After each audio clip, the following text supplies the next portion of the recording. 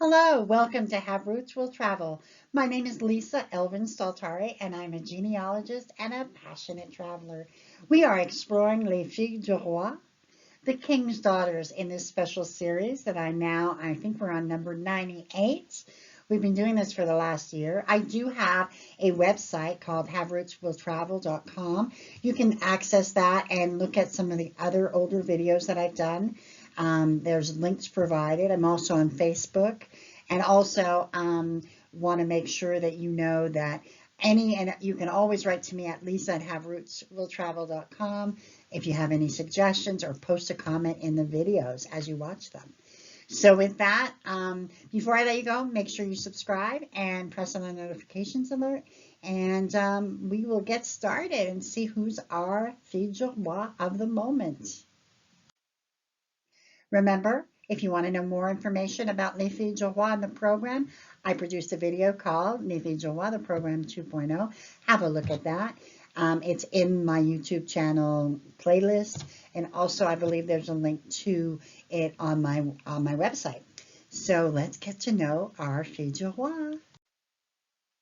Our fille du roi of the day, if you will, is Jeanne Burel, and she happens to be a viewer request. When I looked in my files, she was also the great-grandmother of a genealogy associate of mine, who knows who she is, and also the daughter of my best friend's great-grandmother as well. So let's have a look at Jeanne and what is her story.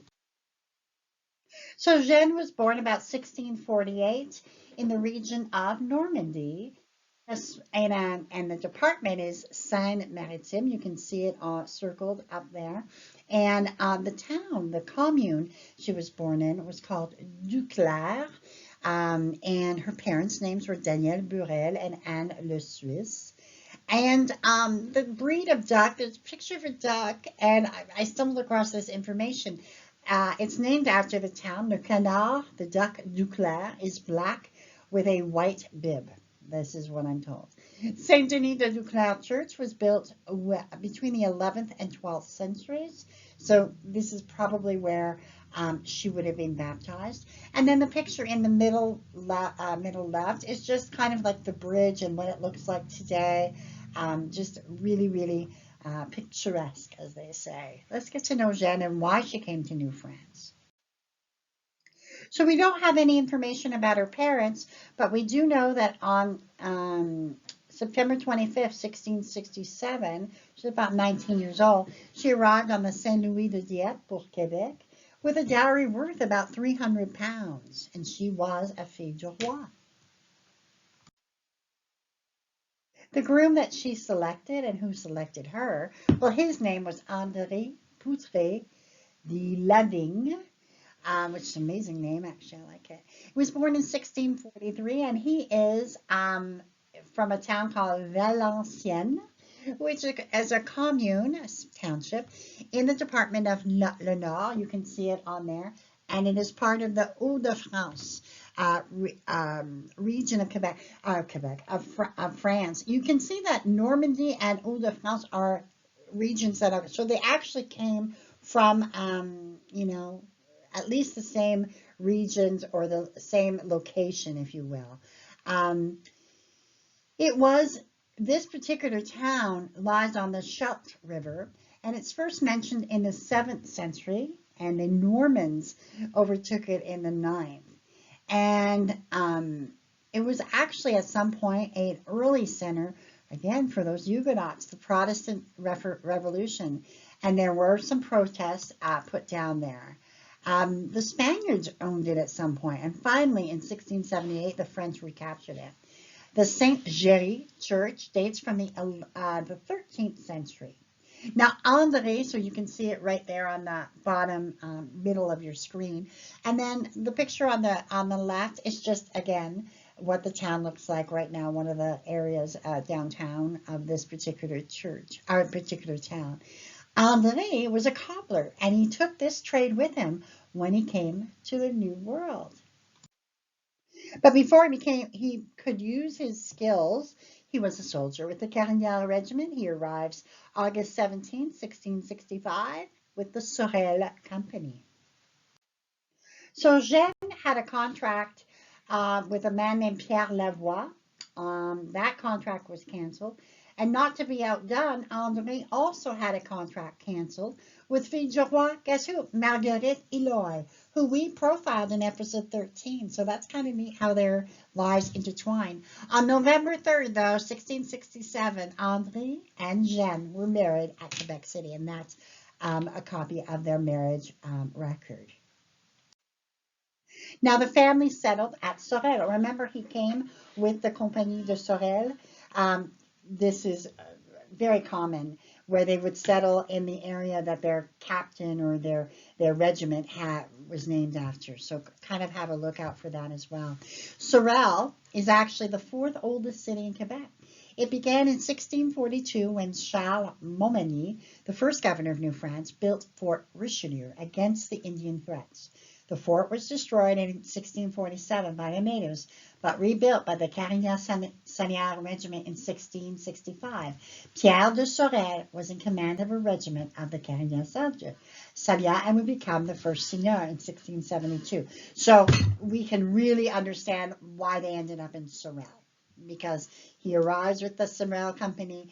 He probably was one of those that rebuilt the fort and then stayed on and probably was given some land in order to begin his new life in France. Remember, they really wanted those soldiers to stay and populate New France. Speaking of populate, André and Jeanne would go on to have to produce 12 children. Let's have a look. Marie-Anne would marry twice but did not have any children. Antoine would die at age 10.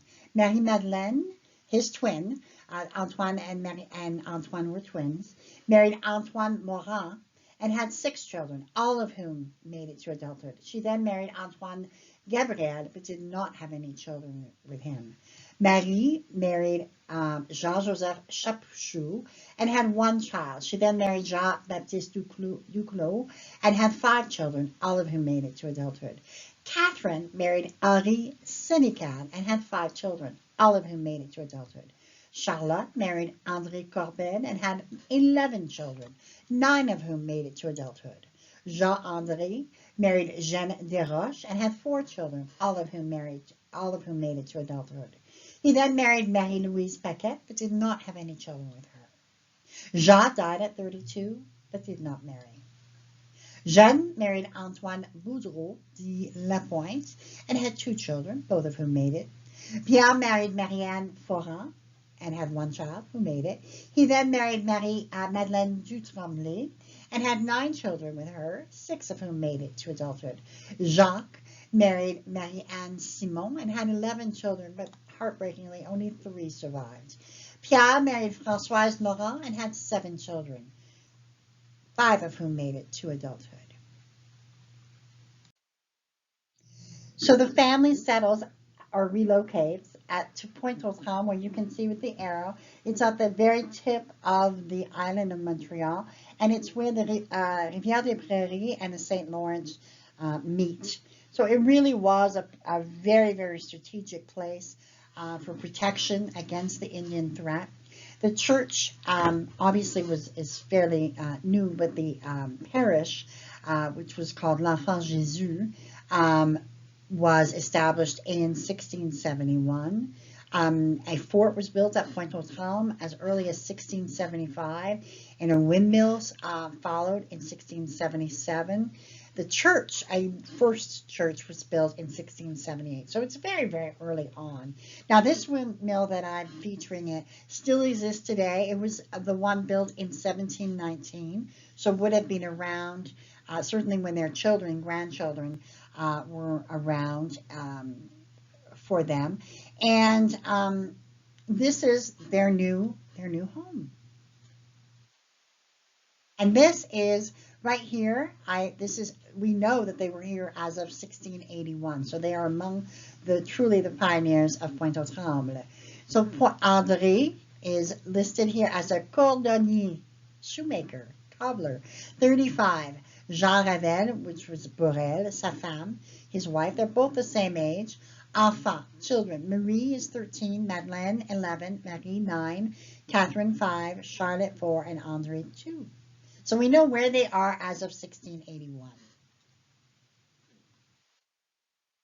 So they would go on to live together at Pointe-aux-Trembles for the next, 40 years. Jeanne would pass away at the age of 76 on April 16th, 1724. So she lived long enough to see that windmill that still exists today.